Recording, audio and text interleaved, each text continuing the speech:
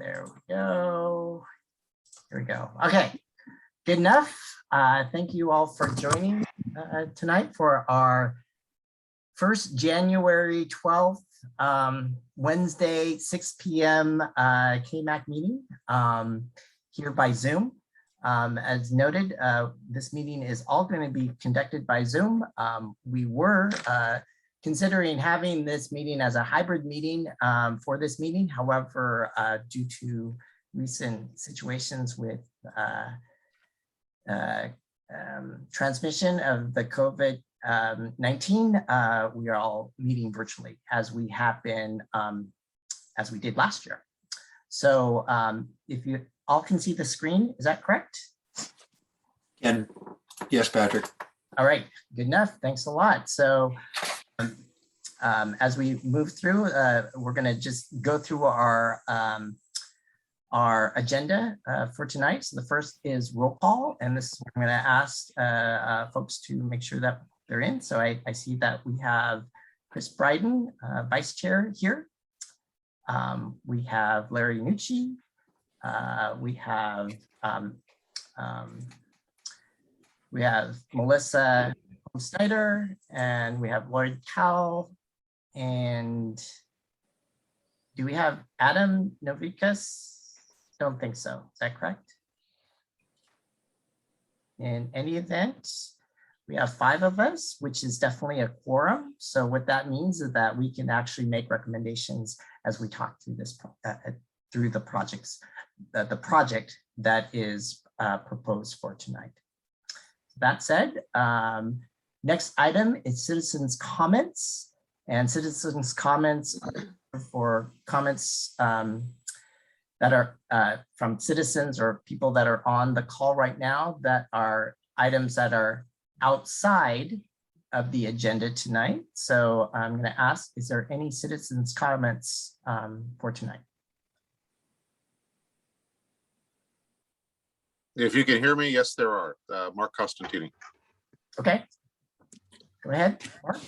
Yes, this is a non-agenda item regarding the variance being applied for to the county by the fire district. When do you expect to be discussing that, or what meeting, if I may ask? So that meeting has been rescheduled for the 25th of January, which will be at 7 o'clock. And those notices to the neighbors will be distributed hopefully this week. And the Zoom link will be on the Supervisor John Joya's website, as well as the agenda and the plans. I think the plans may be already on, they may be uploaded onto the website, but if not, we'll definitely have those up. Thank you very, very much. And one last follow-up question, if I may. Do you expect that to be Zoom only, or possibly a hybrid? I believe it's going to be Zoom. Okay. And maybe I need to ask also Supervisor John Joya, Robert Rogers' assistant. Yeah, I'll comment about that, Patrick. Supervisor Joya will take that one. I'll talk about it during my comments. How's that, Patrick? Oh, okay. Okay, yeah. Good enough. Okay. Well, you can comment right now. That's fine. I want to wait my turn until you do. Then I can I want to make some general comments, and I can comment about it then. How's that? Okay. Okay, sounds good. Okay. Thank you. So, Mark, okay? Is there any other questions, Mark? I'm good, personally. Thank you. Okay. Is there any other citizens' comments at this point in time?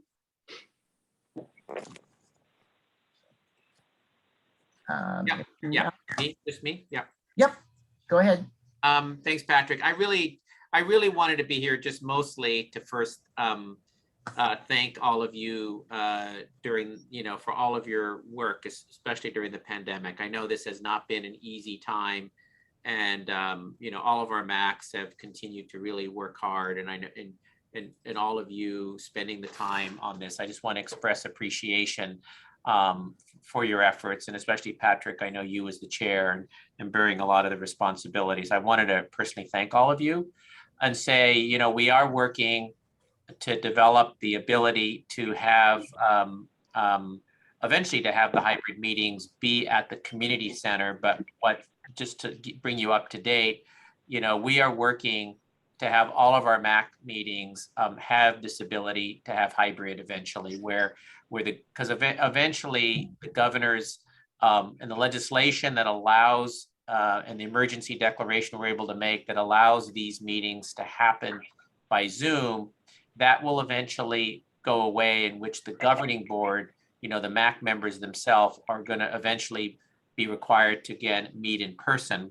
However, what the Board of Supervisors has done for purposes of equity and purposes of convenience, we are, with our own meeting, we're still meeting remotely as well. But when we go back to meeting in person, as well as all of our county commissions, we're basically trying to achieve the goal of hybrid meetings. So it will allow members of the public to either participate by showing up to where the meeting is being held, or to continue to participate remotely.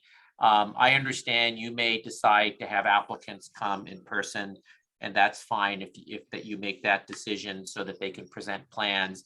But I think we've gotten a lot of pressure from the public to continue to have the ability for the public to meet remotely. So what we've done is we have the Kensington Library, since it's owned by the county, we've had technology installed there, and we did the same at the El Sobrante Library for the El Sobrante MAC, and the same in North Richmond, so that eventually when you go back in person, you'll be able to have that technology for hybrid meetings. We have been working with the Kensington Community Services District to try to do the same at the community center, but because it's a different agency and issues have to be worked out, that's why we went ahead and did the technology at the county-owned library. Hopefully, we'll work it out with the Community Services District so you can go back and have meetings there once that is worked out. But I just wanted to say those things. And right now, I don't know when we are going to go back to in-person. And the hope is that we get through this Omicron surge as we go into February. So maybe things will change, and we'll just take them month to month and look at that. So just wanted to give you an update about that. I know you're taking up the Kensington Fire. That's an important issue, and I know they're looking for the county to at least have this go through our process as efficiently as possible, with whatever public input needs to occur. But I know we did hear also from the district about that. So thanks again. That's really all I wanted to say, and to again thank you for working through all of this. Thank you, Supervisor John Joya. Are there any other comments, public comments that we have?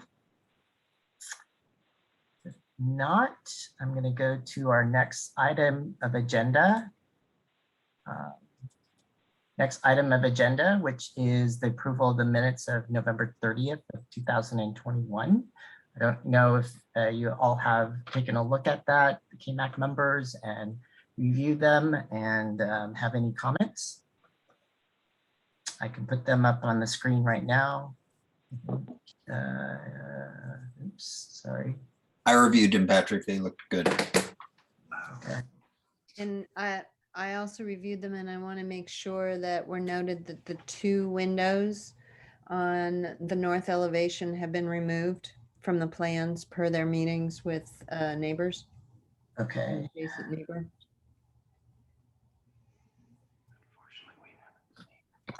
Was that the two windows on the front? North elevation, sheet North. B6. Okay.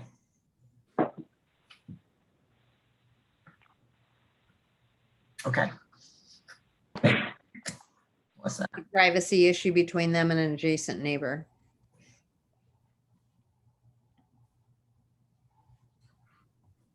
Okay. Noted. Anyone else? Lloyd or Larry? Comments? No, I'm good. Good enough. With the I'm going to say addition of that, a note from Melissa. Do I have a motion? I will make a motion to approve the meeting minutes from November 30th, 2021. I'll second that. Larry has a second. Any discussion with regards to the meeting notes and the addition that Melissa had made? If not, all those. You can approve the minutes from the Aye. last meeting first. Aye. I don't know. Aye. This is hourglass. Okay, It's classic. let me- There we go. Okay, I need to ask again. All those in favor? K-Mac? Aye. Okay. so this doesn't. Aye. House, Sorry. I didn't- right on the picture. Jay, Okay. Okay, okay, just raise your hand. Great. So I have Chris, Chris, Larry, Melissa, Rick, and Melissa all say aye, and there's no nays. All right, thank you. All right, so here we're at the point of the meeting that we're going to discuss. The one project that we're going to discuss is actually 340 Coventry. And before we do that, I want to just mention a couple of things that we do. If those folks who have not come to a KMAC meeting before, so I have a process that we normally follow. This also will translate, I'm going to say, to our Zoom calls that we have. So we will ask the applicant to present the project. And then KMAC, the board members will be able to ask some brief questions to the applicant. After that, those brief questions, I'm going to open it up to the public to ask any questions and regarding the project.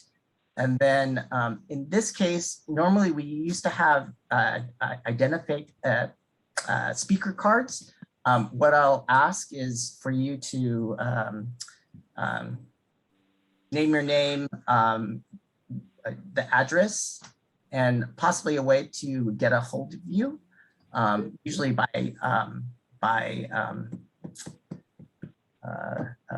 email. That's so we can make sure if there's any follow-up things that we need to do, we can contact those who have attended. And after that, they can ask questions. The speakers can ask questions and comments. And then what I will ask is if there's any comments or questions that the applicant needs to respond to, they can do that after all the public has made those comments. And then I will close the meeting and we will discuss amongst ourselves, the KMAC members. And then hopefully we will make a recommendation in terms of the project. You may know that KMAC does not approve or deny projects. We do make recommendations to the county in terms of the project involved. However, our recommendations are pretty strongly listened to, I'm going to say, to the county, and they take our recommendations very seriously. So hopefully in this case, the project that we're going to see will get a good recommendation. That said, there's a couple other things that I need to mention as well. So get that.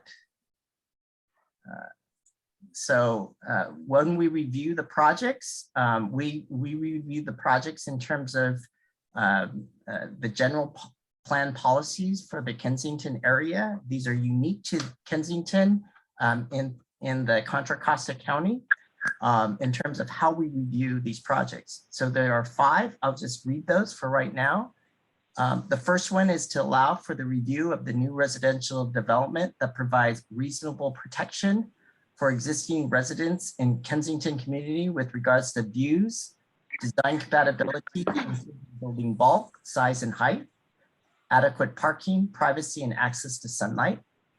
The second is the preservation of views and scenic natural features, example for the bays and mountains and the developed environments, such as example for the bridges, skyline, city skyline should be incorporated into our review.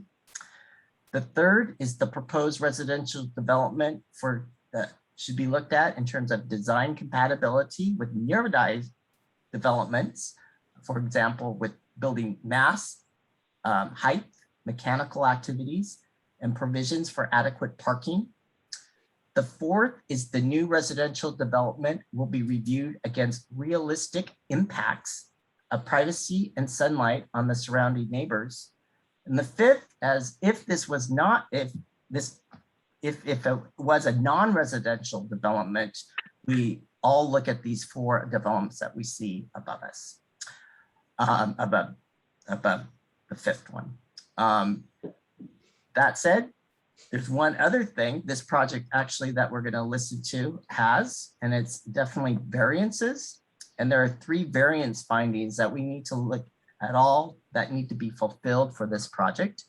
The first finding is that any variance authorized shall not constitute a grant of special privilege inconsistent with the limitations on other properties in the vicinity and the respective land use district in which the subject property is located. The second is that because of the special circumstances applicable to the subject property, because of its size, shape, topography, location, or surroundings, the strict application of the respective zoning regulation is found to be deprived the subject property right of rights enjoyed by other properties in the vicinity and within the identical land use district. And the third is that any variance authorized shall substantially meet the intent and purpose of the respective land use district in which the subject property is located. So with that, all Oh, that, thanks, honey. We're You're gonna- a sweetheart. we're gonna look at the project is actually, it was noted as 0 Lawson Road, but really the plans show it as, and it is 125 Lawson Road, DP 21-03040. I'll read the description as provided by the county. The applicant requests approval of the development plan permit and variances to allow for 1, a 12-foot by 12-foot 10-inch setback where 20-foot is required for construction of a new residence. 2, a 0 setback where 20 feet is required, a 3-foot side yard where 5 feet is required for a 1 off-street parking space. And 3, the 3rd story where 2.5 stories are the maximum, and a Kensington design review to allow for the construction of a new 3,480 square foot single family residence on a vacant lot. The proposed development results in a gross floor area that exceeds the threshold standard of 2,800 square feet. In addition, a tree permit may be necessary for the removal of trees without a permit by the prior owner and for the work within the drip line of trees on the subject adjacent property. So with that, I believe that Sally on in terms of the applicant for this project. I am here. And Okay, I have a presentation to kind of walk through the project. okay, I will do Share that. my screen. I will just mention, and Sally, this is that the I will stop sharing. Is that there was a revision from those drawings that were early sent sometime in December, and I believe all of you did get a copy from the county. I don't know. I'm going to say last week, Thursday or Friday of last week, of that revision. And Sally, you may want to just talk about that revision too as we walk through it. So I've stopped sharing, so I'm going to provide you with the floor. As you All right. So thank you, and let me share my screen. Hold on a sec.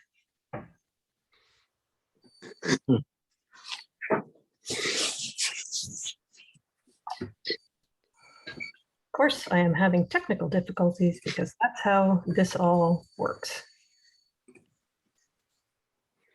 Okay, can everyone see that? Okay. So thank you, everyone, for listening to us about our project. We're very excited to share it with you. What we've done, since I know the committee has seen the plans, I'll go through those quickly, but our presentation is focused on the particular aspects of approving the variances to show that our project is similar to what other houses and properties in the neighborhood, how they're configured and how they are in line with what we're at. So this is just to locate all of us. Our site is the blue square. If all of you are probably familiar with the very large vacant pink house on the top of Lawson, we are the vacant lot to the north of that pink structure. I think you all have seen this in the presentation, but this is just the site plan from the planning submittal to show what we're asking for. And the variances, the setbacks variances that we're requesting are here in the front yard. We've pushed the house down the hill in order to bring it below the slope of the hill so that we are not intruding into the view of the neighbor to the east of us and uphill of us. One thing to note is that the property line and the street curb don't align. So while we are asking for a variance for the front yard setback, visually, we will still be the setback distance from the street. We are just asking for the variance to be from the front yard, the property line setback. We are asking for a level area here for parking. We also have an internal garage, but it's a very narrow street, and we want to make sure that we have the possibility of keeping cars off the road and make it easier to enter the house. There is a small third story portion of the house, and I will go into that on a later slide. So just to walk through some elements of the design, the house is, we designed the house to set back and have different elements to the facade for two reasons. One, to make it compatible in scale with the surroundings, but also to keep, except for a small portion, to the requirement for a 2.5 stories. So this is here an open deck. You can see it on this side as well. And the house, as you can see, steps up the hill to where it is just a single story on the back of the house, on the east facade, and the 2.5 stories in the front. This shows that single story in the back, and then again, the house stepping down toward the front, toward the west. And this again is an open deck. So you have an open deck on the upper floor and an open deck on the middle floor. And the lower floor is an entry floor, very similar to adjacent structures. So in the floor plans, again, this is an entry and a garage. There's really not much on that level. The bulk of it is crawl space.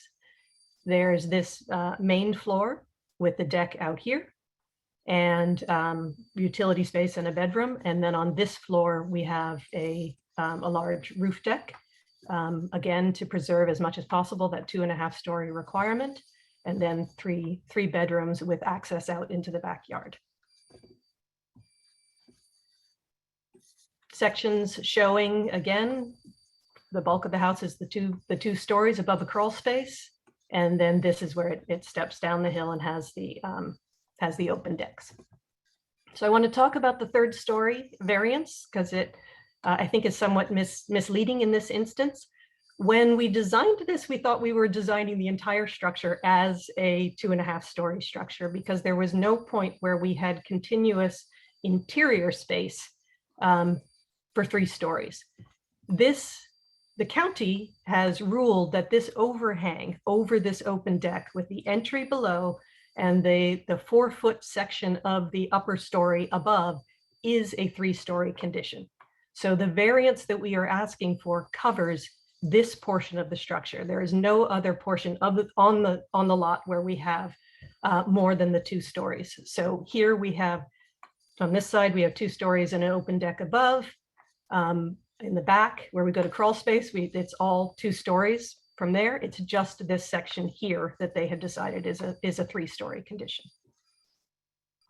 I know, and I know Fred is here, the views of our neighbor to the east are obviously of primary importance, and we understand that. So as we mentioned in our variance request, one of the reasons that we have asked to be down the hill is to get low on the hillside and preserve the view. So Fred had sent us an email on Sunday asking us to put up some story poles, so we did that. And these two pictures show the result. So here we took a picture from a location on the lot without the story poles up. And then the picture to the right is once the story poles are in place. So they're a single story above grade, and they obscure, the house will obscure a portion of the rooftops, but the bulk of that, the entirety actually of that panoramic view will be maintained. And I have the next slide goes into a bit of detail about A little higher than this house. why we can have some comfort level that the story poles are accurate. So this is a slightly complicated slide, but let me walk through it. On the topo that we asked the surveyor to take a height of the front, actually all corners, but specifically in this case, the front corner of the large pink structure. And these points here reflect those different heights. So at the ground level of the back fence of the property, the height on the topo line where that hits is 864. It's a little lower over here, a little higher over here. The topo line, or the height of the pink house, is 865.6. And the height of the tallest part of our roof, we have two roof sections. One is 1.5 feet taller than the other. So the height of the parapet is 859.3. So the top of our roof is below someone's feet. When someone's standing, their line of sight is going to be even higher. So assuming a 6 foot tall person, their line of sight is actually 869. And I showed this in this picture to get a sense of where everything lies. So here you have our roof. Here you have the ground at the back of the lot. Here is, and we know that's where that is because we know the house height of the pink house. And then here's someone's line of sight. So again, I tried to show it here because I know I'm going into detail in this slide, but it is because I know this is very important and I want to show that we've made, I think, a considerable effort to make sure that we're not an intrusion into the view of the neighbors. So I know a variance depends very much on showing that you are in line with your neighborhood. So the next few slides are really just to show that we're not asking for anything unusual. So the things that we're asking for are the parking space, the 3 stories, granted ours is very small, and the front yard setback. So our immediate neighbors, to the ones to the north, are 3 stories and a parking area. 2 houses over, 3 stories. This is an entry floor. And a parking area, and then the large 9,000 square foot, 3 multiple story house immediately to the south of us also has the 3 stories. Again, we have a lot of similarities in the neighborhood. 2 houses up, we have a parking area across the street. We're in the front yard setback, the neighbors are. Right down the street, front yard setback, right around the corner, front yard setback. One thing I do want to mention about the front yard setbacks again is to emphasize the fact that the front yard and the property lines are not necessarily the same. So visually, the impact of our front yard setback will not be visible. And again, I just want to the fact that the 3rd story is not unusual. There have been 2 recent projects right nearby that were approved, similar scale, and again with 3 stories. Really, Patrick, you had asked me to talk about the revisions to the plans. So let me go back to the facades, the elevations, and talk about that. That's Frank.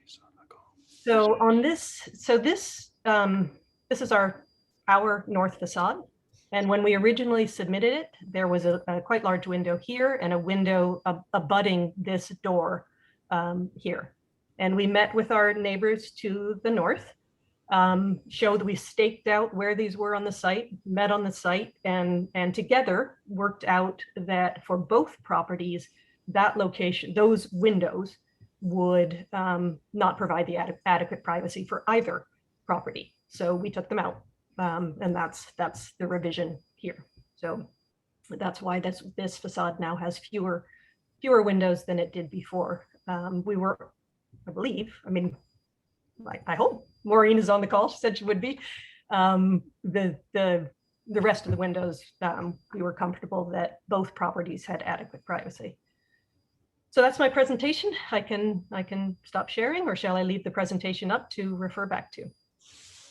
I think you should just leave the presentation up for right now. But as I mentioned, at this point in time, since you are complete with your presentation, I open it up to the KMAC members to ask brief questions if they have those. So I'll just start with, go one by one. I'll just start with Chris. Do you have any comments or questions regarding the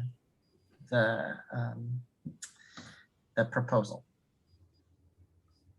Help if I unmuted. So first thing I'd say, I appreciate you taking the neighbors into consideration prior to coming to us by putting up the story poles and having the discussions around the windows. I think that's really helpful and considerate. So greatly appreciate that. My only real question is I mean, the issue with the variances, right, is the legality of it, and the setbacks seem well within something we see a lot of. All right, and it's very common for Kensington, so I don't necessarily see a challenge there. The only one I do is for the third story, because right, the only question you always ask with the variance is, well, could you do it differently, right? Which I know you maybe do or don't want to, but could you do it differently to avoid the variance? And it would seem like with the third story, since it's just the overhang, by reducing, I don't know what that does to the square footage in the overall project, by reducing that. I say that easily because I'm not, you know, right. But you could remove that variance by just changing that design element a slight bit, and you wouldn't have a third story variance. Because typically, and Patrick and I've been at this too long, probably Patrick, but when we typically see this, it's usually grandfathering in that it is an existing condition. We have avoided granting a third story in general, and in few cases where it's mechanical or where it's not conditioned space, right? But in this case, it is conditioned space, even though it's only a garage. So that's where I see the challenge. I'm not saying yes or no. I'm just saying that would be my question. Is there a way to just design around the third story variance and not have it at all? Am I supposed to respond at the time, or am I supposed to wait? Patrick, you muted. Sorry. Let's do this. I'll just go around and then You can, yeah. Sally can answer the questions as they come about. I mean, at the end of our question portion. With that, Chris, anything else? No, thank you. Okay, I'll go to Melissa. It looks like a lovely home, and certainly that lot will look much better once it's built. So I would just ask the same question that Chris is asking, and understanding that you've been through a real design process on this, but let's see that it can be explained as best as possible, whether you keep it or whether you can redesign it. Lloyd, do you have any questions? No questions or comments at this time. Thank you. Okay, Larry? I would just add to, concur with the people who've spoken already, that it does appear that you've taken a lot of care to try to be responsive. And I think this question is the only one that's out on that's laying out there. Okay, good enough. Patrick, maybe one last thing I'd say, because I think we skipped it, was that I don't really have the floor area ratio is a guidance, but what I would say is the house is in with scale of that neighboring houses. So I don't really have an issue with the FAR. Granted, it's 25% over, right? But which sounds like a lot, but in reality, when you look at it in scale of the, I forget, is it 8,000 square foot house next door, and the homes in its area, it's really in scale with what's around it. So I didn't have an issue with that. I just wanted to mention it because I know it's in there as consideration. I do have a couple of questions, and it is actually in regards to setbacks. So I just wanted to understand that. So maybe Sally, you can go through those two items with regards to the setbacks of the project, because one was a 0 line lot setback and the other one was I think a 5-foot one, which it needed to be 8 feet. So if you can kind of go through that, that'd be helpful. you have a site plan? Because I didn't actually see on the site plan per se, the setback nature in that. Sure. So why don't I start with the setbacks? Yeah. So the setback I asked for originally was setback from the property line. And it was just simply that rather than the 20 feet back from the property line at the short end, because our property line angles, we will be roughly 13 feet.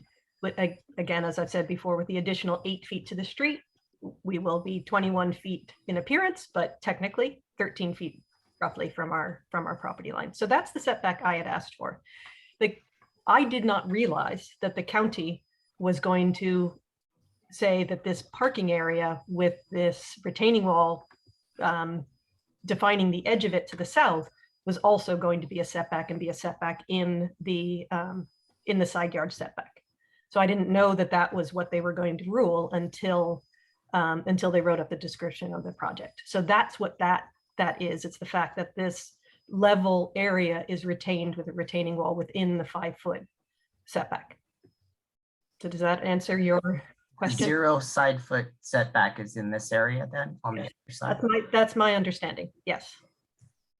It's the retaining wall to create the driveway. Right. Gotcha. Yes. Yeah. So again, I didn't, that write-up, it comes straight from the county. That wasn't a write-up that I provided when I submitted. Okay, and then in terms of the side yard setbacks for the building itself? Those are 7.6. So this is sides. building 7.6, yes. So we meet the 15-foot side yard setbacks with the structure. So all the setback variances are in this front area. So just to clarify, I think the 0 is actually this retaining wall along the front of the property line. And then this is this retaining wall as well in the side yard. So it's this level pad that's the bulk of that setback variance in the front yard.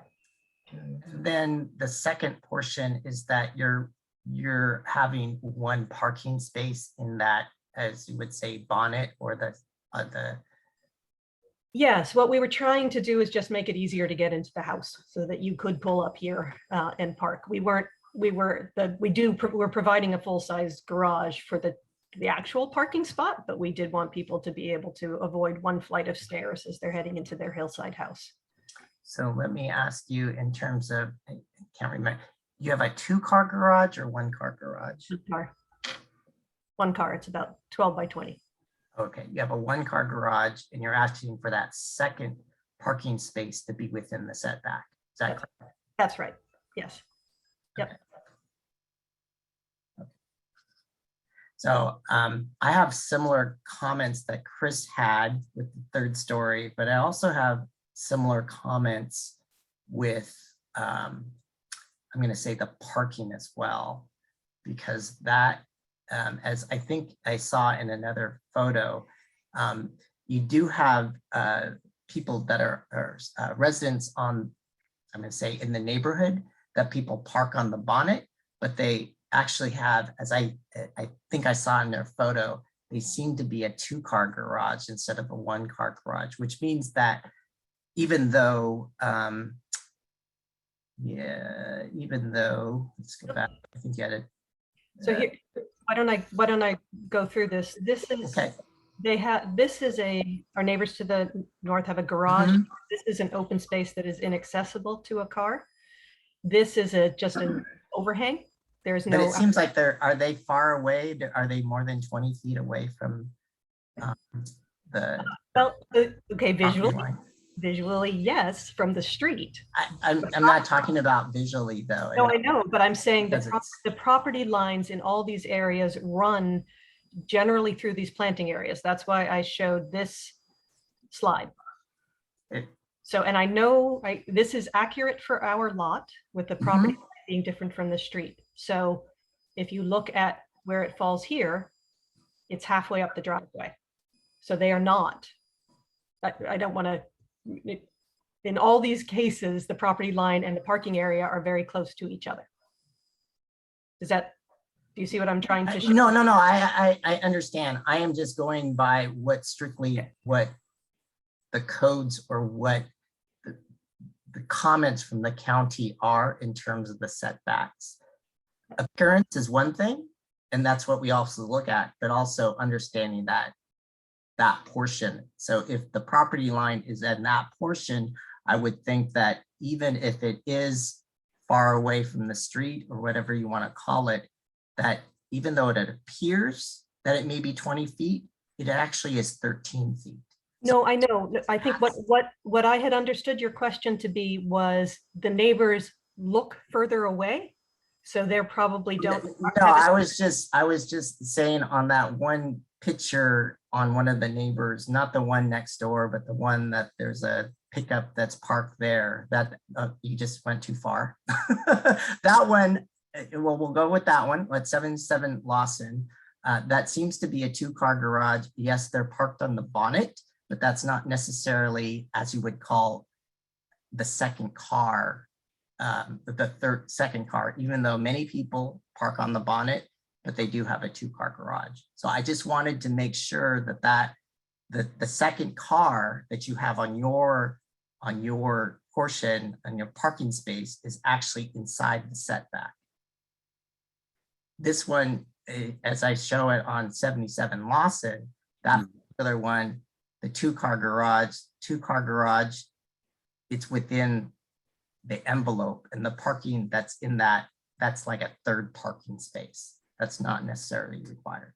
So that's, I guess, okay. And I guess that's why I was looking at the other pictures where they. Okay, then you can look at they the have other single- picture. You can okay. wait, so you can look at the other picture. And so I don't really know in terms of looking at the other picture, as you would say, which is the one next door. And it looks like a 1-car garage, as you had mentioned. However, I don't know the 20-foot dimension from the street to where they are on the side, on the driveway, whether or not, you know, if they're past that 20 feet and they can park a car there, then that would be a legal parking spot, or at least it wouldn't be a variance as they were requested. Even though that opening, even though they may be using it for storage, when it was maybe considered at one time a carport. So all I'm just trying to get at is understanding what the variance request is for, and how it kind of compares with residents in the area. Yes, so I think I understand that, and I guess that's why I was going to the slide that showed the difference between the street and the property line, because the property line is very close to all of our neighbors. So I don't know exactly where their property lines are, so I can't go out and measure, but I would be stunned if they were 20 feet back. So those are my only questions. I think it's a great improvement to the site. I think there are still questions I have on the variance of the 3rd story, especially since that square footage of whatever that is, you're currently over the gross floor area. I'm going to say over in terms of square footage, and in some cases, I would say that we look at that when it's an existing property more so than when we look at it as a new project or new construction. So I'm going to just reserve my comments for that portion, but I do have concerns. I still have some concerns with the size of that request, especially since it's so much far over than maybe, instead of maybe 5% or even 8%, it's significantly higher than that. So I'm just voicing my comments on that, but at this point I don't have any other questions with the process, so I'm going to just open it up to the public. Well, can I respond to the 3rd story questions? I had just spoken. Oh yeah, go ahead. Go ahead. I mean, I Sorry. just mentioned it, the same thing. Sorry. Yeah, that's okay. So, so there were a number of items on there, questions about the 3rd story in particular that I want to try to get to all of them. But I want to start by saying we actually fervently disagree that this is a 3rd story. So if you look at the description of a story, it refers to interior space and space that is bound by exterior, 3 sides at least, by exterior walls. That's not true here. We have we have an overhang and open sides. So we didn't fight this that hard with the county when they made this determination, because our understanding from discussions with the county was that this was a relatively insignificant request given the scale. So I think they're wrong, frankly. I don't think you can have a floor, open space, and a floor and call it a 3-story structure. But that's the determination they made after we spoke to them about it. So that's why we went ahead and presented it as a variance request, because we were given to understand that this was not going to be a problem. We even that said, we were somewhat concerned because I personally would prefer to ask for as few variances as possible. That's why we went to great effort to design this with open space rather than stacking 3 stories on top of each other. It is not an easy thing to lose 4 feet of the upper story. Part of what we've been trying to do is keep the house. It's a very, very narrow lot. That is partly why we're so significantly over the FAR, is because it's so small. It's only a 6,300 square foot lot. It's only 50 feet wide. When you lose 15 feet of that, you're dealing with a 35-foot wide structure. There's not a lot of leeway, and that just pushes you long. So that's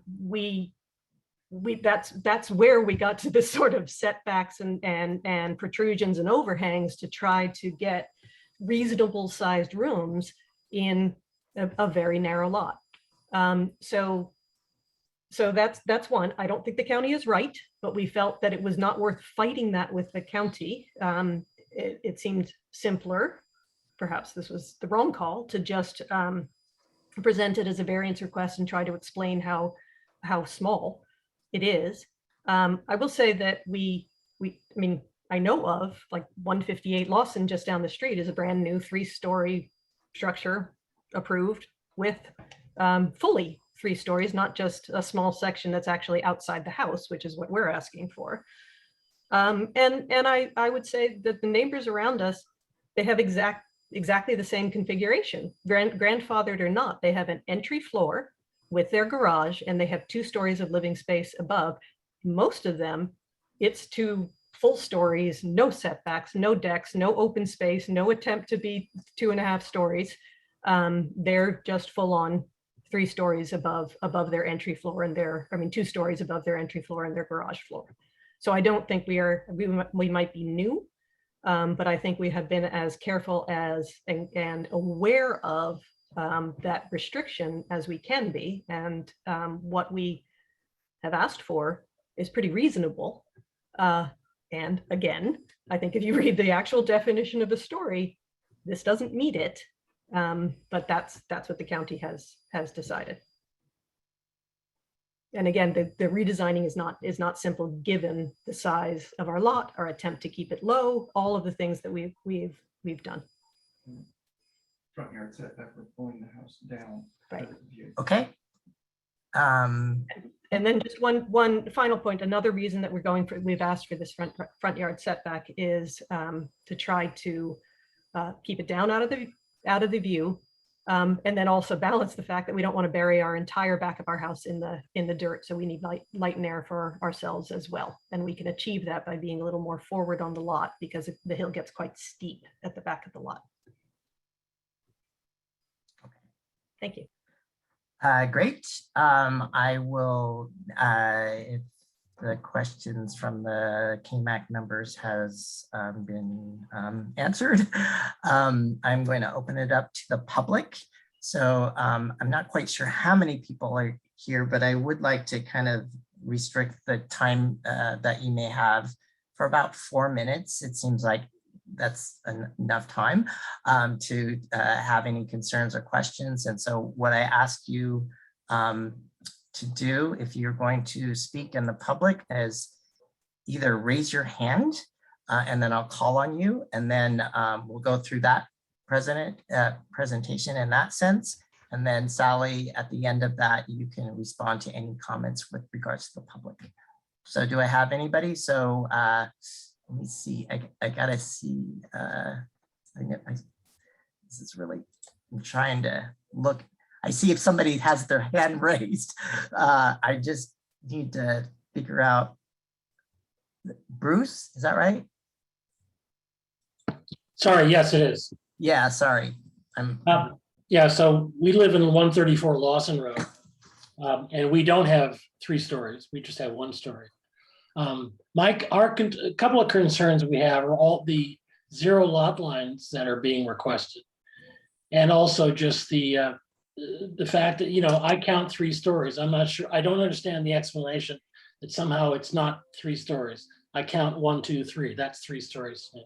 And it's also too large for the property. I mean, the 2,800, you know, it's 25% larger than the code allows.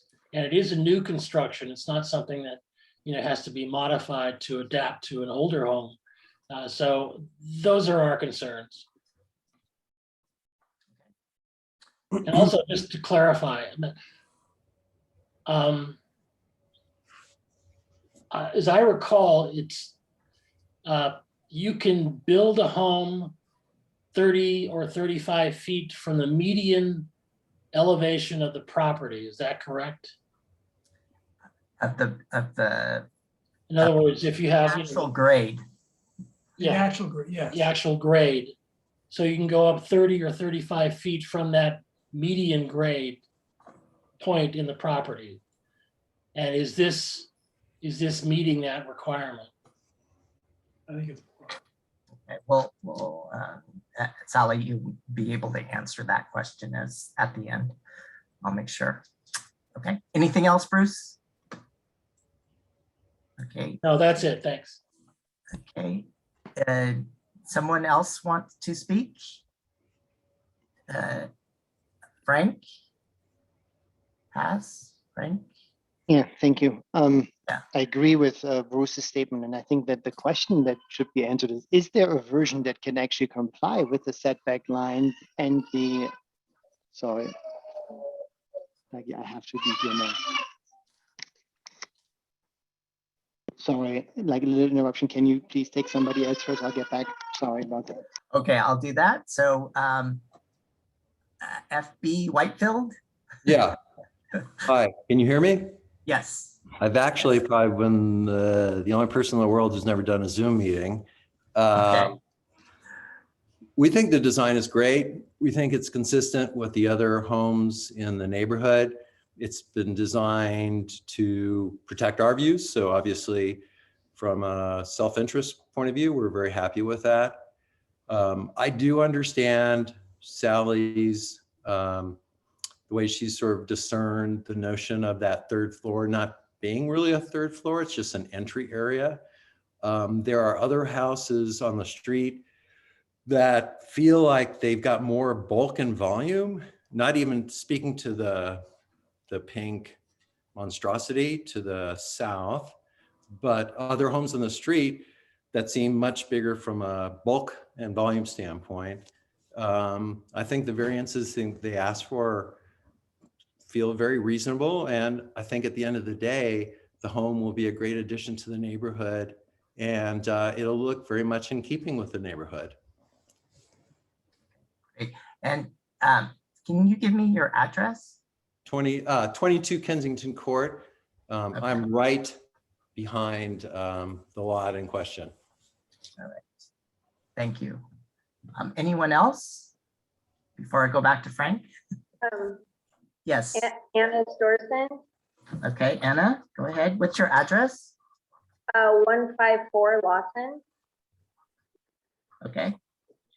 So my questions have to do with how long the construction might take, when's an anticipated start date, and then what are the plans for staging, the construction, equipment, supplies, etc.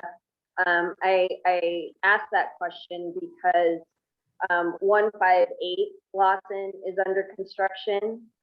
131 Lawson has been on and off the market, so it's anticipated that that would be sold, also under construction. So there's a lot of construction that's happening on our street.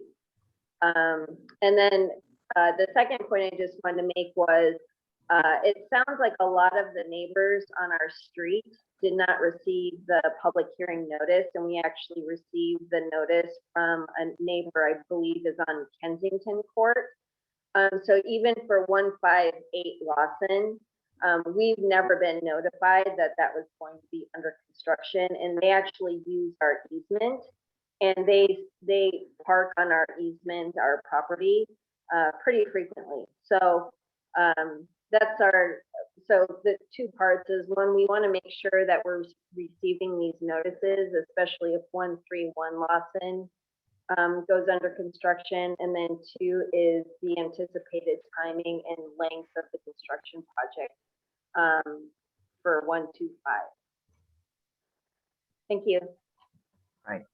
Thank you, Anna. I did have somebody, Ross Liebenson, if you wouldn't mind. And give me your address, Ross. I'm at 40 Kensington Court. 140 Kensington Court. Sorry. Go ahead. Right. Thank you for having the meeting and all the hard work you did. I don't have, obviously I'm on the street above. I don't have any issues with the setbacks. I think they've done a very nice job with that.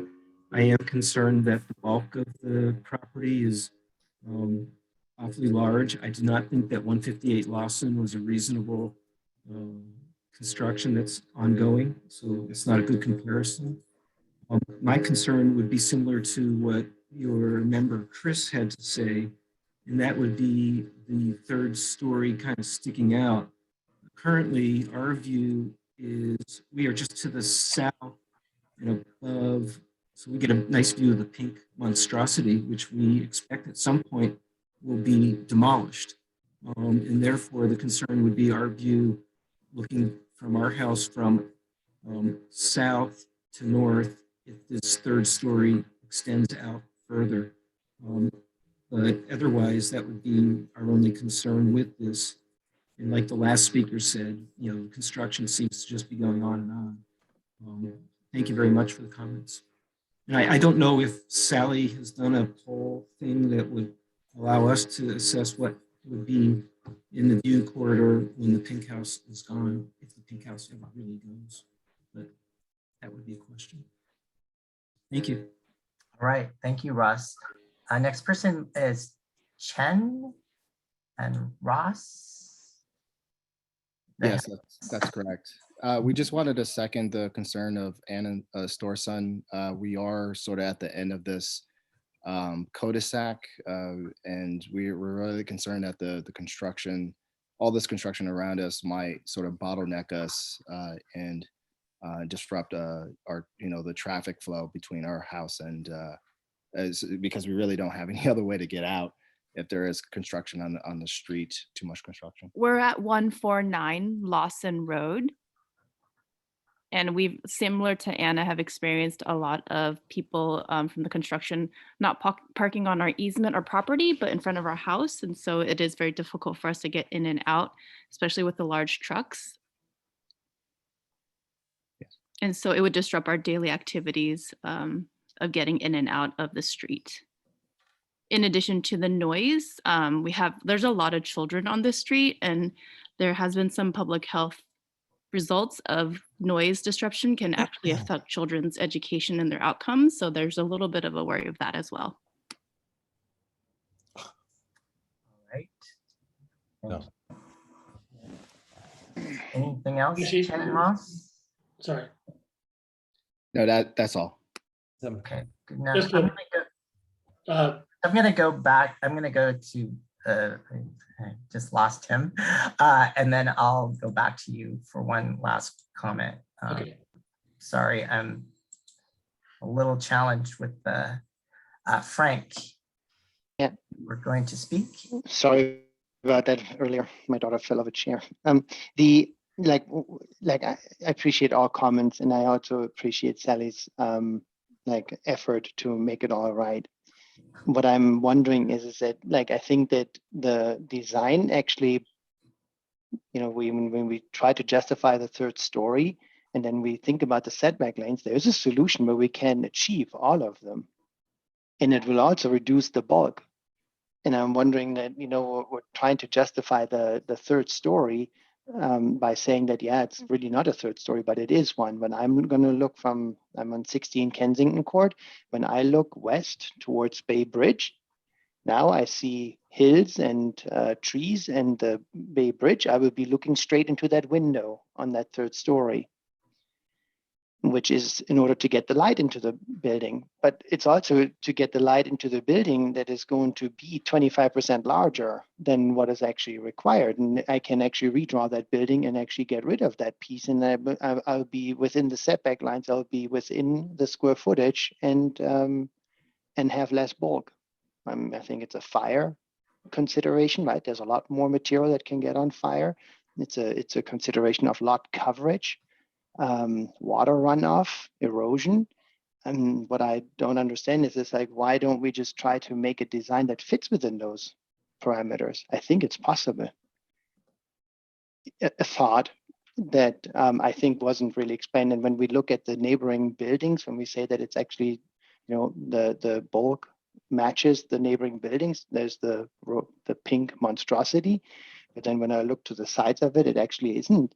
It is from the height, but it is not from the actual lot coverage and from the bulk on site. It's actually quite a bit bigger. It's 30, there's not many houses that are 3,400 square feet.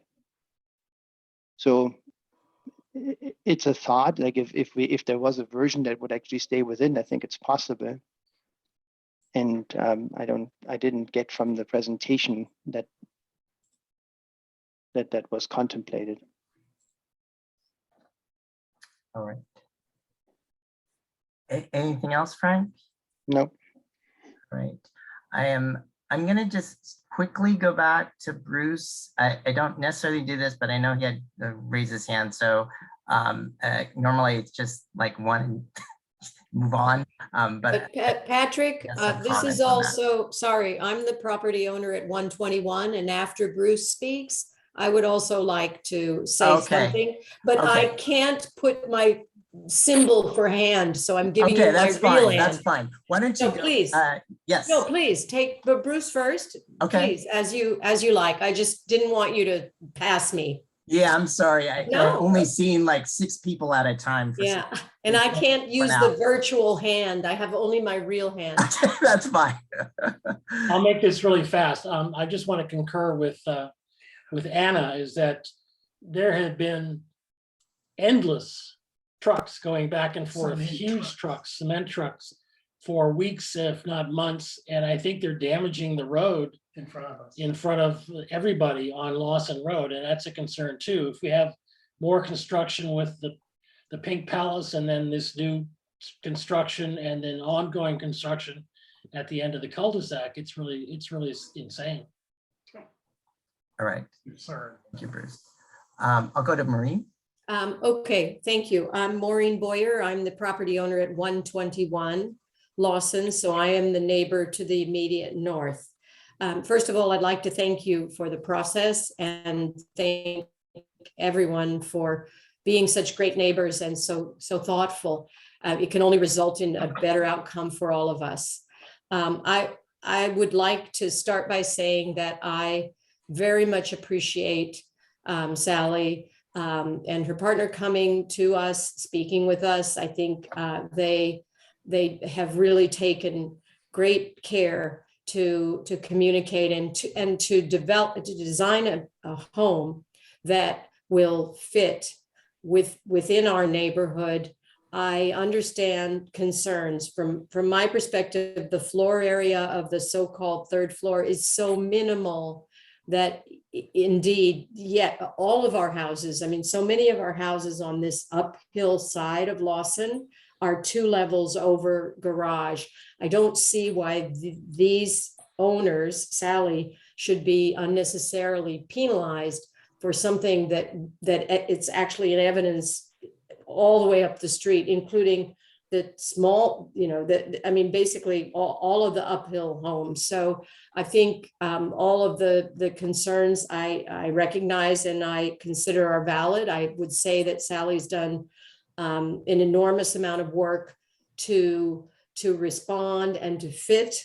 And I think the fact that that Bruce, I guess, who is the neighbor on the uphill, and we who are the neighbors immediately next door, other than the pink monstrosity, we are the most immediately impacted in terms of the adjacency, and we recognize the good work that Sally's done to satisfy our needs and to be a great neighbor. So I'm in support of the project.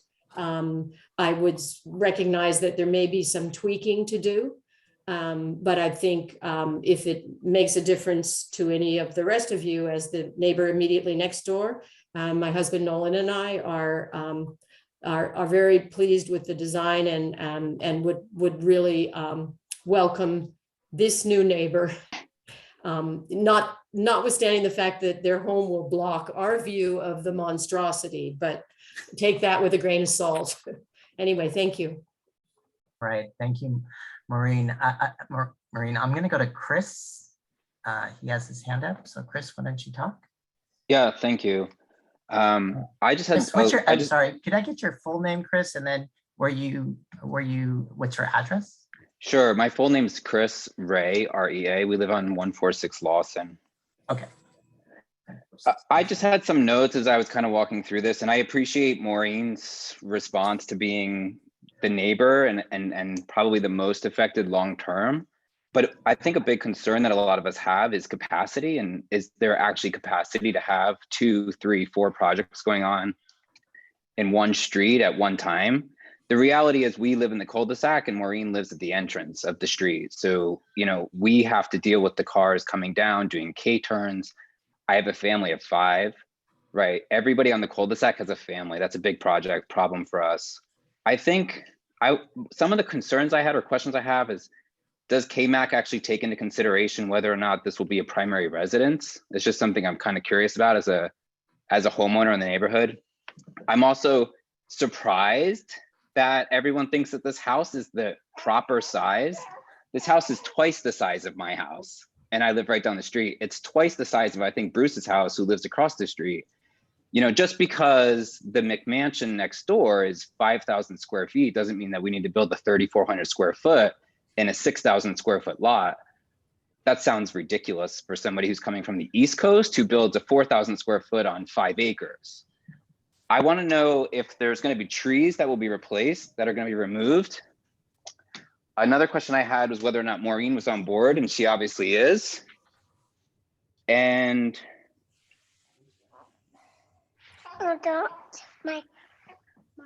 why was there no house on this land prior? There was obviously another owner who put up a fight to maybe build something there. And I have no problem with the house being built there. These are just questions or concerns that I have of a family that lives on the street.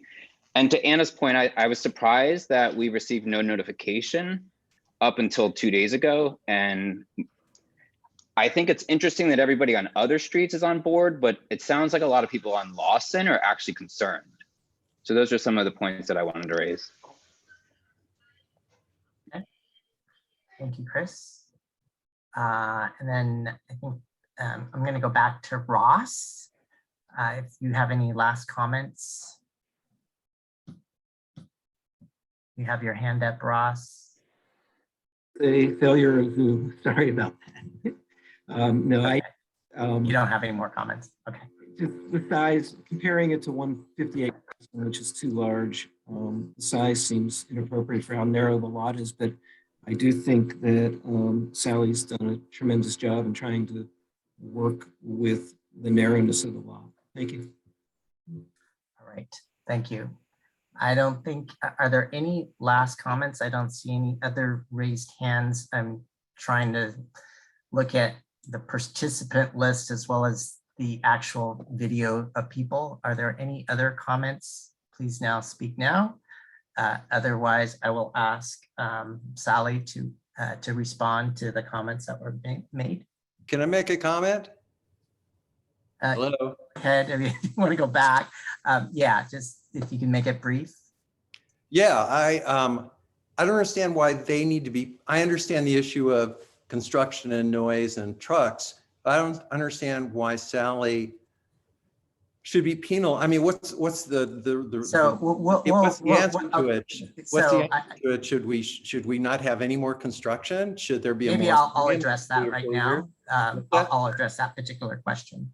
So I will address that particular question with regard to construction, and I'll do this right now. So we understand that there are certain streets, especially in Kensington, that have been impacted by construction that are in the neighborhood.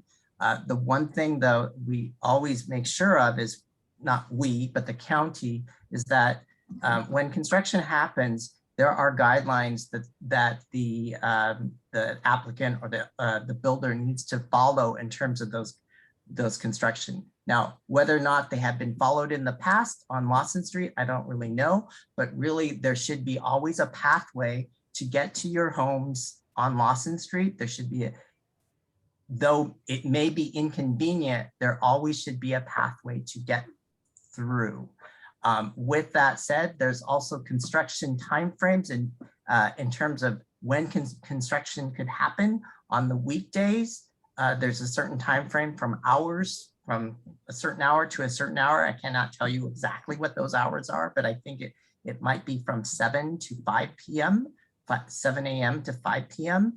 and then or 6 p.m. And then on weekends, there are also restrictions, and there are also restrictions on Sundays as well. So that has to do with noise. Sometimes it's not necessarily about noise though, it's also about activity as well. But there are guidelines, or there are, I'm going to say, rules of construction that the builder needs to follow in order to do the work. Now, given the fact that they are all maybe doing it, working on the same time, 15 minutes. No control in terms of, and to your point, Sally would not necessarily be penalized for that. That's not something that because one project is going on the same time as another, that there wouldn't be any, there's no penalty on that. However, all of the applicants would definitely have to follow the same construction laws that are dictated by the county. Yeah, and I'd say, Patrick, it's not within our purview, quite frankly. And it's not within our purview. So yes, we care, I guess is the short answer. We're all Kensington residents. We live on skinny streets with bad parking. But in general, it's not within our purview. That's controlled by the county because we're an unincorporated area. So anything related to parking, access, et cetera, and construction, unfortunately or fortunately, is in the rules of the county. So it wouldn't be held against you or in consideration either way. Okay, so with that, I'm going to just let Sally respond to some of the questions regarding size, setbacks, third story. Okay, so that was, I appreciate everybody raising their concerns. Oops. I fully understand that placing a new structure in an established neighborhood is a concern. I just want to reiterate that we're very aware of that, and we do plan to live here. So we want to be good neighbors. We want to end up with good relationships with everyone in the neighborhood. I think I got everything. So I hope so, and I hope I respond coherently to everything. I'll start with the concerns for the neighbors at Kensington Court. Let me share this screen. Again, to show our house is below the brow of the hill. So it is not possible for it to intrude into the view of the neighbors who are on Kensington Court, which is up at the top of the hill above our property. So I showed this diagram, which shows the house in relation to our neighbors to the east. They are not the highest property on Kensington Court. So I don't, I would just like to use this to reassure you that a house that is below the brow of the hill is going to be, I think, hard to see from your properties. So that was one issue, one response. As regarding the questions around bulk and scale and the third story. The third story, the third story determination that the county made does not getting rid of that would not change the overall shape of the structure. The structure meets the height requirements in every location. It meets its setback requirements on the side. The question of the setbacks is where we move this structure forward and back on the lot. It isn't a question of whether it would be a differently shaped house. And part of the reason, as I said before, we're pulling it forward is to get below the brow of the hill, which is to everybody's benefits, to minimize its visual impact in the neighborhood, but also because if we push it back into the hill, we have no light and air in the back of our house, which is not a reasonable restriction to place on our use of our property. So if we push it back, it gets, and then, then we have we're not requesting any setback variances at all, then we are 20 feet into the dirt. And that's not, I think, desirable in terms of the complexity of the foundation and the impact on the neighborhood of moving that much dirt. And it's not actually fair to us. So the 3,400 square feet, I realize looks like a very large number. I will say that a good 500 of that square feet is garage.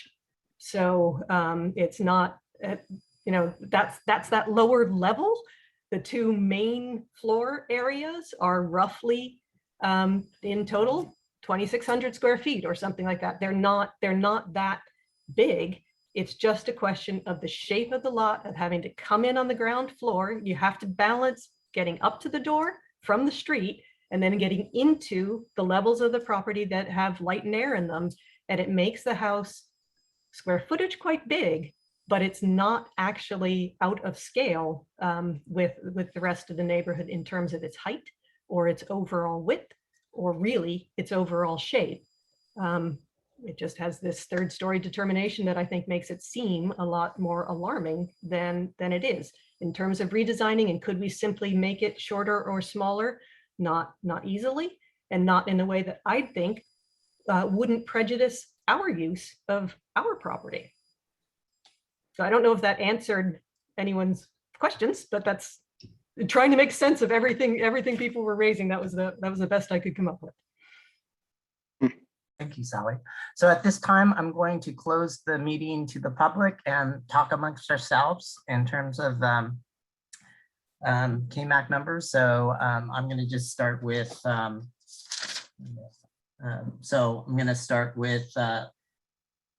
Larry. Do you have any comments?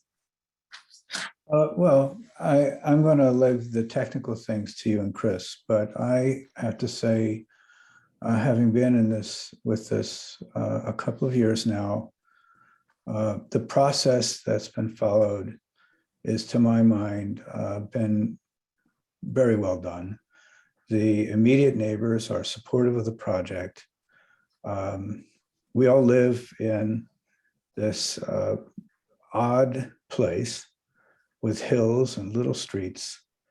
And I think these issues that are being raised are, to my mind, technical as opposed to actual.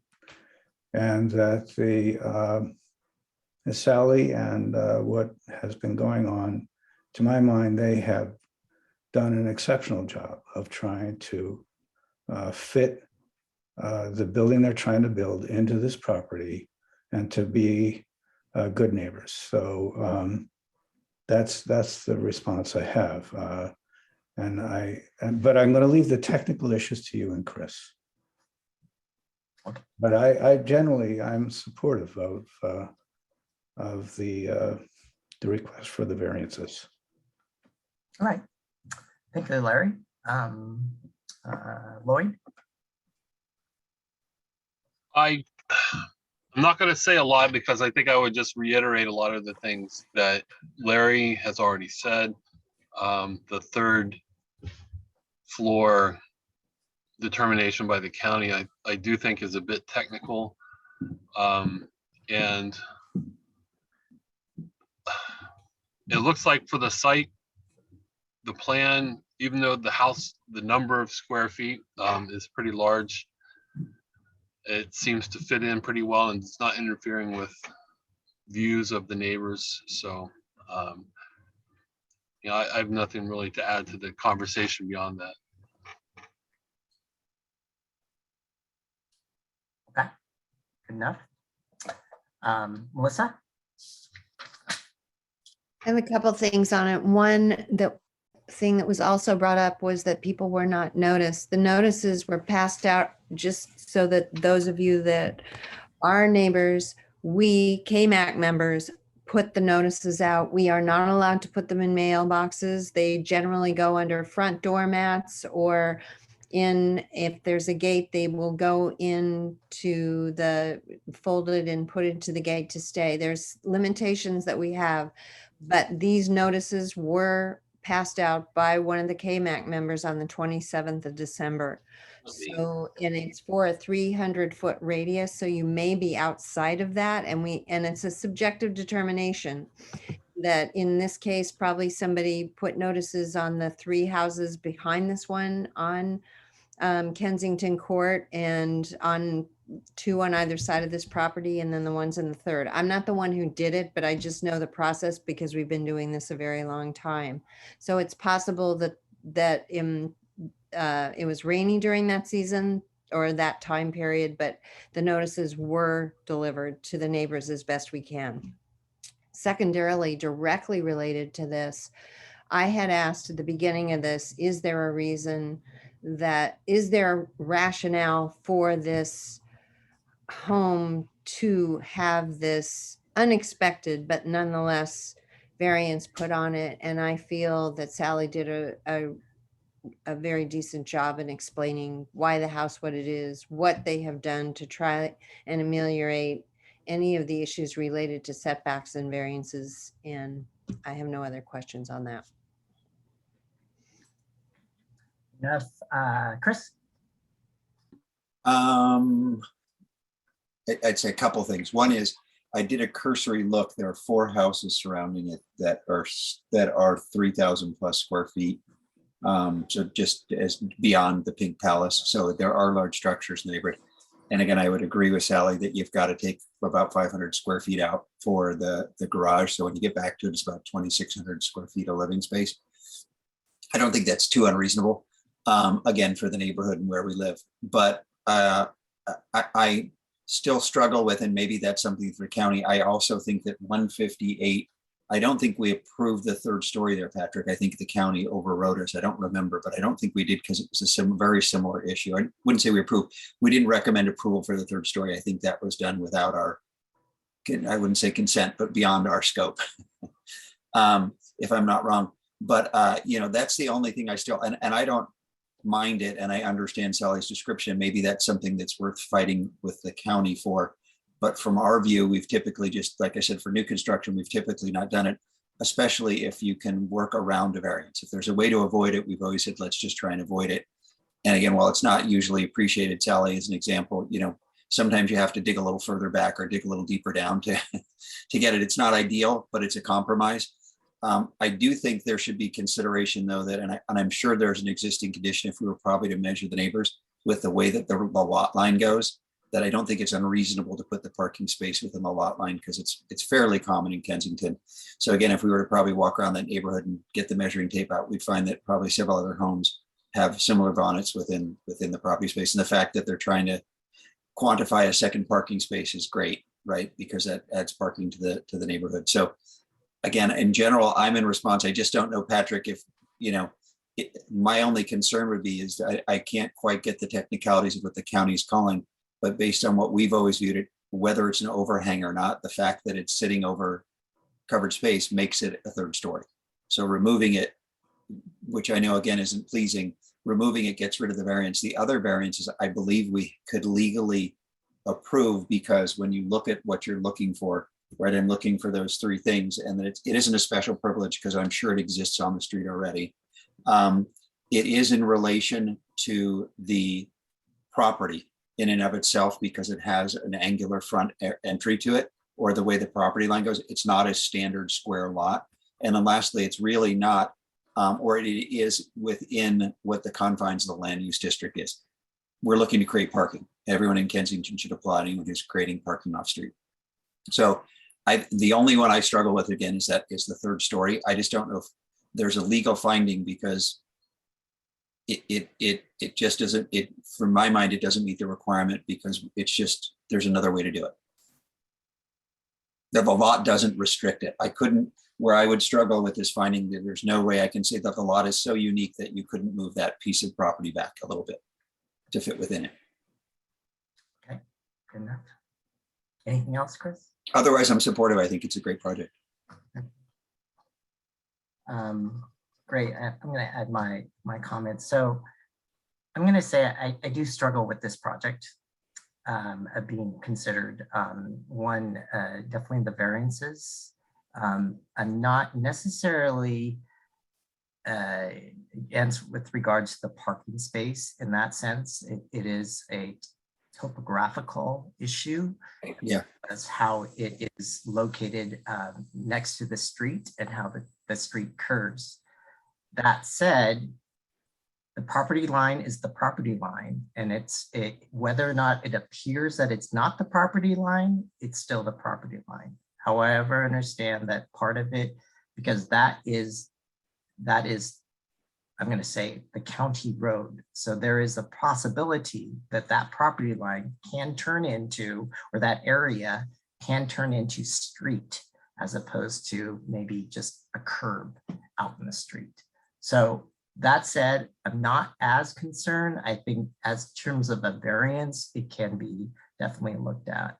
What I am concerned about as it relates to the third story, and whether or not, there could be a disagreement with the county and a disagreement with you, Sally. The thing is that the county is how they describe and how they understand what a third story is. And so that's how they define it. It's whether or not you agree with it.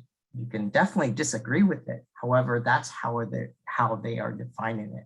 So within our purview, that's how I'm going to look at it in terms of a third story. So I do think it's a third story. It is new construction, brand new construction throughout. And in this case, there seems to be a mitigating situation that could be done either by taking away that bulk or size of that square footage, or pushing that floor back, that top floor back. Because in the section that was provided, and it seems like there's a possibility that could push it back and not really increase the height in terms of the volume structure. Now, interior wise, it may have a problem, but I'm just saying that there seems to be a item that you can do that. Architecturally, it may look a little odd to be a flat face like that, but that's another portion that I cannot answer on that. The third item that I am concerned about, whether or not there are 3,000 square foot homes throughout that neighborhood, that's somewhat beside the point, only because one, there are existing conditions that may or may not have this requirement with the county or with the Kensington community in terms of the size. Now, the size is not necessarily a code issue. It is a recommended size in terms of determining bulk and size to the appropriate sized lot. So the lot is 6,500, whatever it is, and it sounds like you're over by 25%. Given the fact that you're over 25% for the size of the lot, that seems to be large and bulky. And whether or not that's part of everybody else's, that's, I'm going to say, beside the point, because one of the things is that maybe those properties are larger in terms of size of the lot size itself. So all I'm looking at is actually the definition of what that property size is and what the size of your proposal is on that.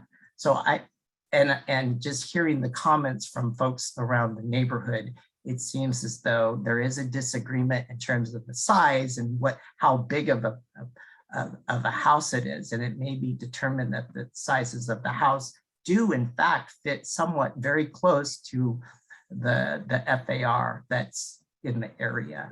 So those are the two items that I'm really concerned about is really, I'm not as concerned about the setback for the parking, but I am concerned, and as well as the side setback for the retaining walls, but I am concerned about the size of the property itself. The size of the structure itself and the third story. And those two items, I just feel like there's mitigating items that could be done. So those particular ones could go lessen in terms of the square footage and also that there's not a need for a variance for that. And to your point, Sally, in terms of saying it is your right as a property owner to do that, it is your right to do whatever and ask for whatever you're requesting. However, it is also the rights of the neighborhoods to understand that they need to be conformant.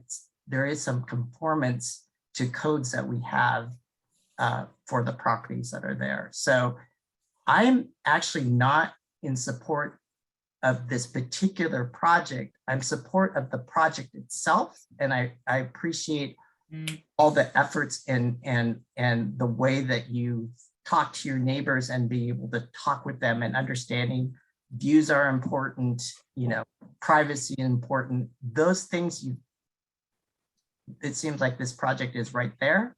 However, what I have concerned about are the third floor and how that actually adds square footage to a lot that's only 6,500 square feet. So those are my comments. And so I guess my question at this point in time is, it sounds like from the members of the KMAC, are we ready to have a? Melissa's got a question. She's raising her hand. Go. Oh, Melissa, sorry, go ahead. One thing that wasn't answered that was asked, and Sally, I guess you can answer this. The height limit is 35 feet average. Is that what you are with that third story? We're below that. You are below that. Okay, that was never answered, so. Yep. So do we have a motion to make a recommendation? Well, the only thing I would also maybe throw out there, Patrick, is we've given a lot of feedback to Sally. I think we could, I'm with you, I would struggle with the third story because I just, again, I think it's legally, there's not a way around it.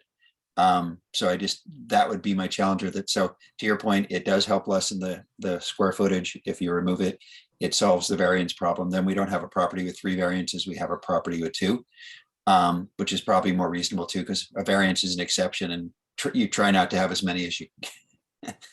They're not common, right?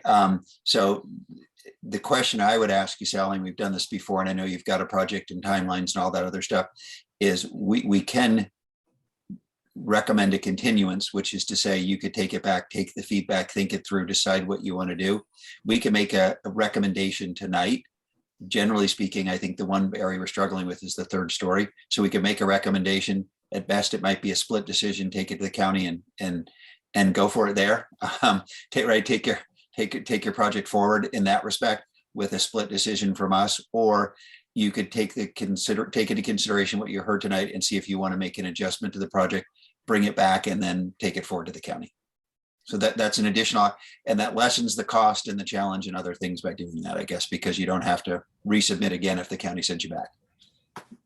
Well, I guess I will say my first implication, judging by my conversations with the county, is to take it to the county because of how minimal they indicated this approval or this request would be.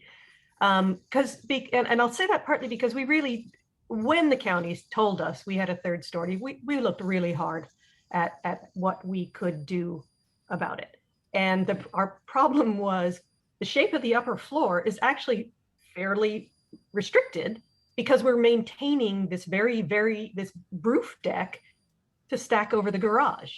So the upper floor is this L around that, that made it just very difficult. You ended up with some very short rooms on the front if we lost that overhang over the deck. So we did look at it. If we move it back if we push the upper story back, we're again, our rear windows are under grade. And so Patrick, I didn't mean to be glib about our rights to our property. It's just that there are a lot of the changes that we could make would then bury our house in the ground if we push it back, because that lot is sort of level and then straight up. And so we're trying to stay forward for a number of reasons, not least our neighbors' views. We're trying to stay away from the pink house, which encroaches. So if we go back, their load on our structure is potentially extremely problematic because they are 2 feet from the property line. And so there are just so many considerations that went into the shape of the house and its location on the site, and the fact that we have an overhang over the doors, our deck doors, partly for weather. There were just so many considerations that went into this. So I know that it will be very, very difficult to balance those again, to get rid of a 72 square foot portion of the house. It's not going to change the scale. It's not going to change the square footage by that much. So if I'm told to do it, okay, but it's not going to be straightforward, and it's not going to make that much of a difference. So Sally, to your point, I'm going to just say this in terms of the square footage. It's not just the 4-foot overhang, the 72 feet. It definitely is a part of that, but you're 25% over the recommended FAR. And one of the things that is really important to understand is the reason why the Kensington has a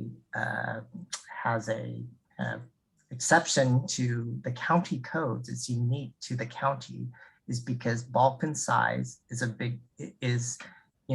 was in response to neighborhoods and getting large structures on small lots. And so there is a reason why not just the variance of the 3rd floor, but the size of your space. And I know that you mentioned the garage, but that's always been, garages have always been included in terms of the square footage of how they calculate it. They also calculate decks. They also calculate things that are 3-sided. That all, you may think that it doesn't associate with bulk, but it all does. So part of it is just trying to balance that out. Like I said, it's not a hard and fast rule in terms of the size. However, being 25% over square footage over the recommended number, it seems like I'm going to say, it seems to be that it could be designed smaller because the lot is smaller. So I'm just going to mention that. But again, it sounds like you want us to make a recommendation and vote on it, and then you can take it to the county. Because what will happen is that we will make a recommendation, whatever it is, and then we'll move it through, and then you can go to the county. And in a sense, this particular venue, instead of just your neighbors also will be invited to, and that will be a more formal type notice for all those who feel that you may not have been noticed. You will get a mailing from the county to hear this project if we make that recommendation tonight. It'll be within, I don't know, 6 weeks or so. So can I just understand when the recommendation, what is the recommendation that you would be sending to the county? So we haven't made any motions yet, but right now what it is that based on the plans that have been submitted, the ones that were stamped, the ones that are recently stamped and received by the county. We are making our recommendations to say it's recommend for approval or recommend for denial. What Chris had mentioned in terms of a split decision, it may be 2-3 or 4-1 or whatever, but in many circumstances when the applicant comes to KMAC, I would say 90% of the time, it's almost a unanimous decision in terms of how we make the recommendation. This one, I'm not quite sure. And part of it is what Chris had mentioned on another parcel, is that we may have denied or make a recommendation for denial for that project, yet the county, to their point, was able to approve it. But it may not have been the same project that we looked at when the county approved it either. So part of it is just trying to tell you, as at the start of the meeting, we were saying how our recommendations do count. They do. The planners really look at it, and they will question in terms of what, one, for our recommendation, two, the comments that are made from the public, and three, and how that's going to go. So, even though they may have talked about, encouraged you to, why don't you just try it out? They may have a different feeling once we make a recommendation or the comments that we have. Go ahead, Melissa. Sally, the other thing is that the process going through the county is your next stop after this, whatever our decision is, would be through the zoning administrator. And it is a more formal hearing, and you will get a lot of people there from your neighborhood that will be, and you want the people there that you can get there, but there's going to be, everybody will be invited to it. So especially if they have made notice to the county that they're interested in this property. So just be aware of the process itself as you make your decision whether to continue or not. So, and I guess what I was asking is there's no, it's all or nothing. It's recommend denial or it's recommend approval. No. It's approval with conditions. No, it will be based on the motion, but the motion will probably, I'm going to just say, based on the KMAC members, it will be a recommendation for approval. And then we would vote on that, as well as making sure that the project actually fulfills the variance requirements as I stated before. And they have to approve by all three variance requirements, not just one or two. It has to have all three that need to be, fulfilled, as you would say. Okay. So that would be the recommendation, or as Chris had mentioned, or in Melissa also, if you wish to continue, then you can go back and do this. And then, what I would say is, if we continued, then, if you can get the drawings back to the county before, I'm not saying before our next meeting, because our next meeting is going to be the end of the month, but our meeting in February, which is usually the last, I'm going to say it's either going to be Tuesday or Wednesday of February, depending on where we are in terms of venue. That's when you probably would be able to represent at that point in time. So all we're, giving you options in that sense. You can go through this and, move through the county. If you get even an approval or even a denial, it still will go to the county. So can I hold on one second.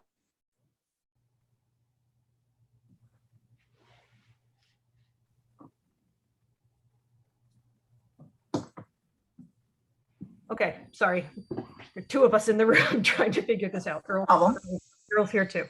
So I guess my question is, if there was a motion to approve without maybe the third story variance, or I guess I would be comfortable with that. If it's a denial, obviously I'm not going to be comfortable with that. If after the end of your votes, am I allowed to say I'd prefer to go back for the variance in February? I mean, I'm sorry, the resubmit to come back to you in February, or do I have to make a decision before I know what your recommendation is actually? Once we make a motion and vote on it, we unfortunately don't. I mean, I know not trying to be difficult, but then we don't have the ability to go back on it and say, oh, we changed our mind. So it's one or the other. Either we make a motion for approval or denial and vote on it tonight, or you ask for a continuance, take it all in consideration, and then we relook it. And it's not that uncommon. We've had this often when you get, and again, I think you did a really nice job of talking to your next door neighbors and the surrounding neighbors. So it's not that you haven't already been considerate, but it's just taking into feedback what the community said and doing it. But we unfortunately don't have the ability to take it back after the vote. I don't know. I mean, I guess what I'm hearing from is don't have a third story and make it smaller. I don't think that's I don't think that's well fair, but so Sally, just to let you know, we would not vote to say we want you to take out that part of the third story.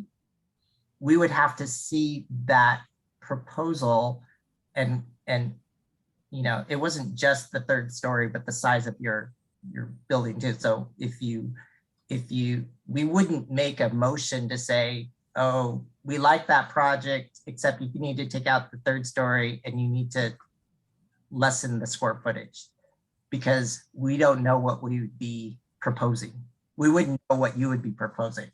So at that point in time, we would just say, we would ask you if you want a continuance, if that was the case, because we couldn't even make a recommendation based on that sort of comment. okay. Obviously what I'm struggling with is the idea that I'm going to go to the county with a denial, and that doesn't seem to me productive. So You may not go with a denial. You may go with a. I guess we'll go with the recommendation and we will see what happens. We'll go, I mean, I'll elect to go back to the county at this point and we'll see what happens. Okay. So the applicant has decided to move forward in terms of a motion. So do I hear a motion?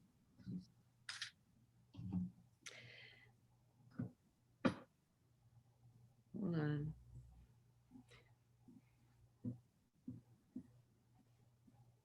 Oh.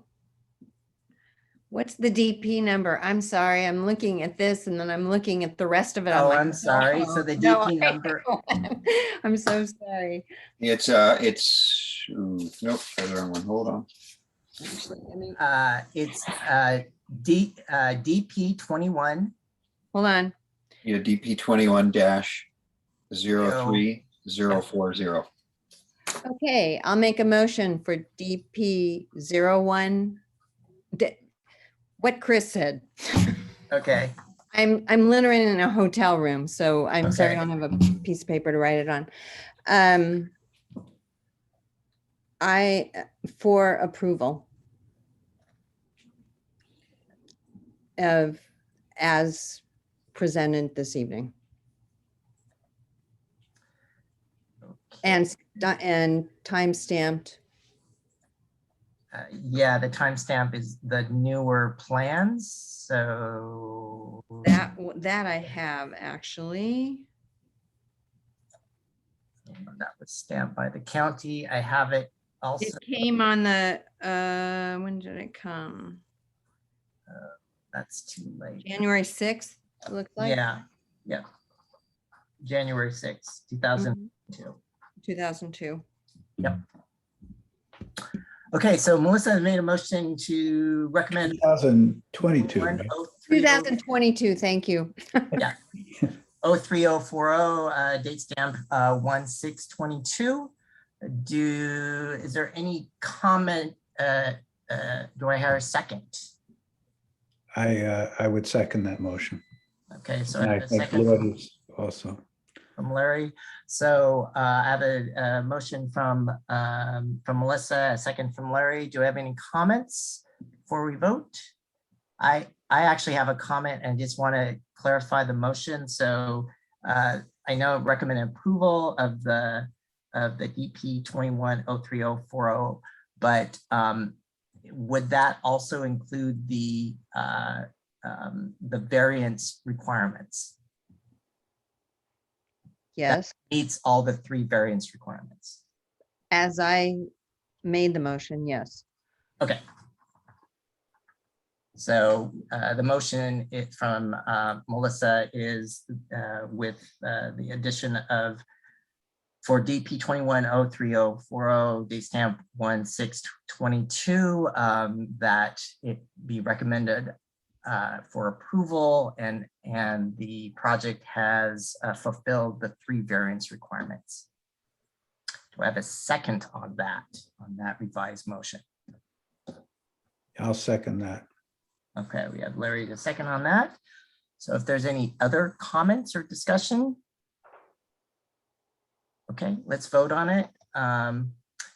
Let's do this. All those in favor, say aye. Aye. Aye. So I have Larry, Melissa, Lloyd. All those opposed, say no. Oh. Chris and myself. So Sally, the project from KMAC is recommended for approval in terms of a vote. So understanding that Lloyd, Melissa, and Larry has voted for approval, recommended for approval, and Chris and myself, Patrick, did not recommend approval. So the next step, Sally, is I'll make sure that the planner or the planning will know that what at least our votes are in that sense, and minutes will come later on that, but I will tell them within the next day or so. With that said, the other thing is that you may want to contact your planner. I don't know who your planner is, but contact your planner and see when you can, when they may be able to get you on the zoning administrator's schedule. And with that, there will be probably a notification out to all folks. Hopefully that's on this call tonight in terms of if you are a neighbor that you'll be officially noticed by mail as a property owner. If the property will be officially noticed by mail and which will have some sort of hearing with the county. It may not be in Martinez, it may be a Zoom call as well. So just be prepared for that. All right, good enough. Thank you all for that. I think that's the last part of our meeting until adjournment. So if there's any other, I'm going to ask for a motion to adjourn. Do we already have a discussion of item 5 as far as meetings going forward, or is that? Oh, sorry. Yes, I'm sorry. I didn't. Point of order, sir. Yeah. Oh, right. Well, I thought that Supervisor Joya had mentioned that. So yes, the discussion of KMAC meetings in 2022. And so as mentioned, we were going to be as a hybrid, starting with the library and having the public that can join by Zoom. However, that has been said that we're not going to do that quite yet. All I can tell you is our next meeting, what we will have, which will include, I believe, the fire station and another project at 85 Ardmore. Those will be heard on Tuesday, January 25th at 7 o'clock. We normally have our meetings on Tuesdays at 7 o'clock. However, this meeting at 6 o'clock on Wednesday was to accommodate some of the issues with the library. And since we're not using the library at the end of January, we're just going to stay with the regular Tuesday. Now, when we go to February, that's when I don't really know. Normally, and we may just have our meetings on Tuesdays. Well, maybe maybe we'll make all the meetings on Wednesdays, starting from February on. Why don't we discuss that at our next meeting, Patrick? Because well, we can do that, Melissa, but I think just for consistency's sake, we we are going to go into the library at some point in time. And so it might be that we Okay. just say, we are going to go Wednesdays at 7 o'clock. Okay, like fair that. enough. So that's why, Yeah, that makes sense. yeah, I mean, it was very difficult to have this meeting on a Wednesday on the 2nd